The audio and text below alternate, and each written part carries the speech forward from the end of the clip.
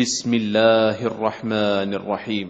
اس کے اندر مشکلات ہیں، روزہ ہے، فلاں فلاں ساری چیزیں، ان سب کے پیچھے جو چیز سکھائی جا رہی ہے وہ صرف ایک بنیادی چیز ہے۔ باقی سب چیزیں بھی شامل ہیں، انسانوں کی ہمدردی شامل ہے، آپ بھوکا رہیں گے، پیاسے رہیں گے، دوسروں کے بارے میں سوچیں گے، آپ جو ہے وہ مثلا آپ زکوٰۃ فطرہ نکالیں گے، غریبوں کو پیسہ بھی دیں گے، عبادات بھی کریں گے، آپ کی آخرت بھی بنے گی، یہ ساری باتیں۔ لیکن جو سب سے بڑا عنصر ہے، اگر وہ نہیں ہوا تو معاملہ ختم ہو گیا، پھر اس کا مطلب ہے جو کچھ ہوا وہ تقریباً بیکار گیا ہے سوائے بھوک پیاس کے۔ وہ کیا ہے؟ وہ کنٹرول ہے۔ اگر آپ کا اور میرا ماہ مبارک رمضان سے کنٹرول بڑھ رہا ہے اپنے اوپر تو باقی سب صحیح ہے، اور اگر کنٹرول نہیں بڑھ رہا تو پھر باقی سب بھوک اور پیاس ہے، پھر کچھ نصیب نہیں ہو رہا۔ اچھا، اب اسی طرح مختصر چلتے ہوئے کنٹرول کو میجر کیسے کیا جائے، ناپا کیسے جائے کہ کنٹرول بڑھ رہا ہے یا کنٹرول نہیں بڑھ رہا ہے؟ بہت ہی آسان کام ہے۔ جب آپ کی باڈی میں پانی کی کمی ہوتی ہے تو آپ کی باڈی کے اندر شروع کے مرحلے میں، ابتدائی مرحلے کے اندر کچھ تبدیلیاں آ رہی ہوتی ہیں۔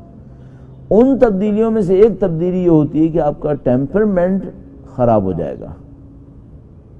بہت اچھا ایک نوٹ آج کل نیٹ کے اوپر مشہور ہے، ایک دوسرے کو لوگ بھیج رہے ہیں، وہ یہ کہ 30 دن جو انسان روزے رکھتا ہے تو پہلے 10 دن میں باڈی میں کیا تبدیلیاں آتی ہیں، دوسرے 10 دن میں کیا تبدیلیاں آتی ہیں، تیسرے 10 دن میں کیا تبدیلیاں آتی ہیں۔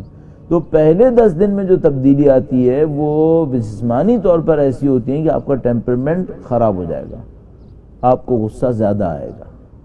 اچھا، اگر یہ 10 دن آپ نے کنٹرول کے گزار لیے اور غصہ زیادہ نہیں آنے دیا، پھر غصہ نہ آنا آپ کی عادت بنے گا، اور 30 دن تک آتے آتے آپ اپنی اس مشکل کے اوپر کنٹرول کر پائیں گے۔ یہاں سے شروع ہوگا معاملہ کہ آپ کنٹرول کیسے کریں گے۔ اچھا، کنٹرول کی اور کہاں کہاں پہ جگہیں ملیں گی ہمیں؟ کنٹرول کی جگہیں ملیں گی سحری اور افطار کے اوپر۔ 16 گھنٹے بھوک تو انسان کو برداشت کرنی پڑے گی، پیاس تو برداشت کرنی پڑے گی، باقی معاملہ آئے گا اس کے بعد کا، کہ اس کے بعد میں جو کچھ صورتحال ہے وہ کیا ہے۔ اچھا، تیسری چیز آئے گی عبادات کے اوپر۔ جو کنٹرول ظاہر ہوگا وہ عبادات کے اوپر ظاہر ہوگا۔ وہ یہ کہ اس عالم میں جب آپ فزیکلی بہت ضعف کے اندر ہیں، آپ کی عبادات کہاں پہنچیں گی، آپ اپنے خداوند متعال کے ساتھ کتنے رابطے میں آپ آئیں گے۔ تو ان سب چیزوں کو جمع کر لیجئے، اور آخری چیز دیکھنے کی کوشش کرتے ہیں کہ اگر کوئی ماہ مبارک رمضان کے اندر عبادات بھی کر لے اور اپنے کھانے پینے پہ کنٹرول بھی کر لے، اپنے غصے پہ بھی کنٹرول کر لے، تو اسے کیا نصیب ہونے والا ہے؟ ان سب کے بعد مثال کے طور پر پہلی شعبان جب ہوگی تو اس کے اندر کیا نصیب ہوگا؟ اس کے اندر خدا سے ایک رابطہ نصیب ہوگا۔ البتہ ایسا نہیں ہوگا کہ 30 دن تک نہیں ہوگا، پہلی شعبان کو اچانک ہو جائے گا، نہیں، ابھی سے ہوگا، لیکن جو چیز نصیب ہونی ہے وہ خدا کے ساتھ ایک رابطہ ہے۔ اس کا مطلب کیا ہے؟ اس کا مطلب یہ کہ اگر آپ نے اور میں نے 30 دن روزے رکھ لیے، سحری افطار بھی زبردست طریقے سے کر لی اور عبادتیں بھی ساری کر لی، اور خدا کے ساتھ رابطہ نہیں ہے، اس کا مطلب ہے معاملہ صحیح نہیں ہوا، اس کا مطلب ہے کچھ معاملہ ابھی بھی رہ گیا ہے۔ تو مثال کے طور پر اگر میں تہجد کی نمازیں بھی پڑھ لوں، قرآن کریم 30 دن میں 30 سپارے میں نے پڑھ لیے اور ساری تہجد کی نمازیں بھی ہو گئیں اور میرے سحری اور روزے بھی سب صحیح ہو گئے، اور اس کے بعد بھی مجھے خدا کے ساتھ مناجات میں مزہ نہیں آ رہا، پھر کیا کہوں؟ پھر مجھے یہ کہنا پڑے گا کہ میں نے عبادات کا ایک لیول تو گزار لیا، لیکن اس سے آگے میں نہیں جا سکا ہوں، اس سے آگے میں نہیں جا سکا ہوں۔ اس کا مطلب یہ ہے کہ مجھے اس پہ محنت کرنی پڑے گی۔ اچھا، یہ جو خدا کے ساتھ رابطہ ہے یہ کیا ہوتا ہے؟ مثلا آپ اور میں نماز کے لیے کھڑے ہوئے، آپ نے کہنا ہے الحمدللہ رب العالمین ایاک نعبد و ایاک نستعین، یہ اتنا کہنا رابطے کے لیے کافی ہوتا ہے؟ نہیں، یہ رابطے کے لیے کافی نہیں ہوتا۔ یہ جو رابطہ ہوتا ہے اس میں کیا ہوتا ہے؟ مجھے آج ایک دفعہ میں ڈیفینس میں نماز کے سے پہلے یا بعد میں درس دیا کرتا تھا، تو میں نے اس میں کہا خدا کو دل سے پکاریں، تو ایک صاحب نے بہت اچھا کیا، وہ نماز کے بعد آئے میرے پاس، کہنے مولانا صاحب یہ جو آپ بار بار کہتے ہیں نا دل سے پکاریں دل سے پکاریں، یہ ہوتا کیا ہے؟ اس میں کیا کرنا ہوتا ہے؟ اس میں ہوتا یہ ہے جو مجھے ابھی تک سمجھ میں آتا ہے، وہ یہ کہ اگر آپ کا خدا سے رابطہ ہوگا تو آپ کو خدا سے بات کر کے مزہ آئے گا، لطف آئے گا۔ اچھا، جیسے ہی دل میں معنویت میں لطف آتا ہے تو آنکھوں سے آنسو آتے ہیں، آپ نے کبھی دیکھا ہوگا کسی ماں کو اپنے بچے کی خوشی پر خوش ہوتے ہوئے تو وہ رونے لگتی ہے، کسی بھائی کو اپنے بھائی کی بہت بڑی خوشی دیکھ کے رونے لگتا ہے پھر وہ۔ یہ جو قلبی رابطہ ہوتا ہے، قلبی اطمینان ہوتا ہے، اس میں نے قلب کہہ دیا، دل کا جو اطمینان ہوتا ہے، اس کی نشانی یہ ہوتی ہے کہ اس میں آنسو آتے ہیں، اس میں آنسو آتے ہیں۔ تو جب آپ اور میں خدا کے ساتھ واقعی رابطے میں جائیں گے تو اس کی نشانی یہ ہوگی کہ ایک تو یہ کہ دل بہت پرسکون ہوگا، بہت مطمئن ہوگا، دوسری بات یہ کہ ادھر ادھر کی باتیں نہیں سوچے گا، تیسری بات یہ کہ یہ کچھ رونے کو پسند کرے گا۔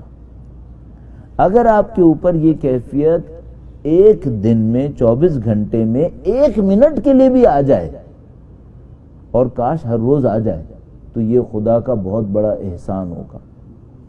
آپ اسے حاصل کرنے کی، کوئی مجھ سے کہے کہ بھئی تو دنیا کے اندر کفر کا نظام ہے اور دنیا کے اندر مثلا جنگیں ہو رہی ہیں، خون بہہ رہے ہیں لوگوں کے، اور مالی طور پہ لوگ مصیبت میں ہیں، امنیت کا ایشو ہے، اور ہم یہ بات کر رہے ہیں کہ خدا کے ساتھ رابطے میں آ جائیں، بس اس سے کیا ہوگا؟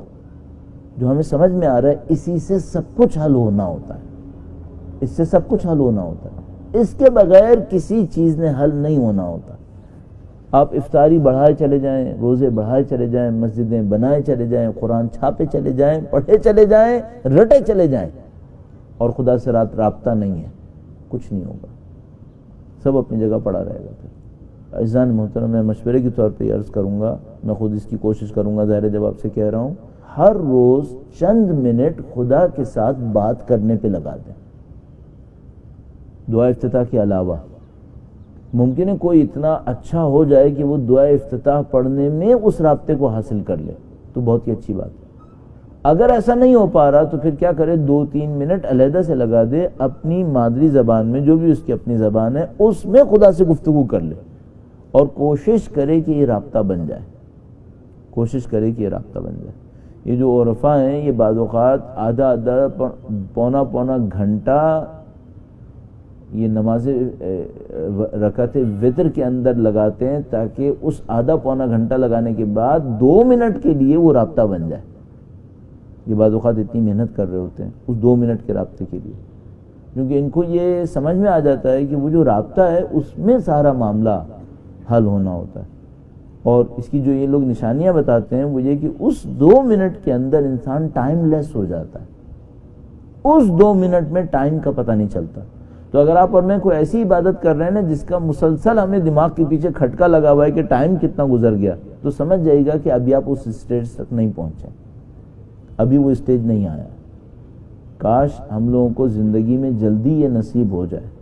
اور یہ ماہ مبارک رمضان بہت اچھا ٹائم ہے، یہ بہت اچھا ٹائم ہے، اس کی راتیں اس کام کے لیے بہت اچھی راتیں، تو دن میں یا رات میں آپ اس کے اوپر اصرار کر لیجئے۔ اچھا، جیسے یہ ہوتا ہے اس کے بعد کیا ہونا شروع ہوگا، پھر خود بخود آپ کی زندگی کو خدا ہدایت کرے گا، اور وہ لے لے گا جو آپ کو اور مجھے کر لینا چاہیے۔